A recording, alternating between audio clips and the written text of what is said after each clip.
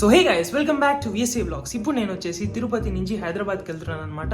ఎందుకంటే మన Z900 delivery వచ్చేసి ముందు రోజు వెళ్ళి పేపర్స్ అన్ని కంప్లీట్ చేసుకోవాల్సి వస్తుంది. కాబట్టి నేనైతే 2 days ముందుగానే హైదరాబాద్కి అయితే వెళ్ళిపోతున్నాను అనమాట. సో మన ఫ్లైట్ వచ్చేసి పొద్దున్నే 8 o'clock ఉన్నింది. కాకపోతే ఇప్పుడు డిలే అయిపోయి 9కి అయితే అయిపోయింది.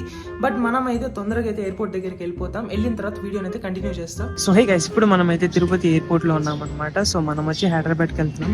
ఇక్కడ మనకైతే చిత్తూరు నుంచి మన సబ్స్క్రైబర్ బోస్ కనిపించారు. చాలా బాగా మాట్లాడుకుంటున్నాం అనమాట.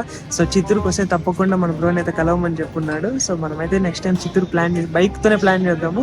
బైక్ వేసుకొని చిత్తూరులోకి అయితే వస్తాము. మన బ్రో అప్పుడు ఫోన్ ఎత్తాడు లేదో చూద్దాం. అప్పుడు వచ్చిన తర్వాత చిత్తూరుకి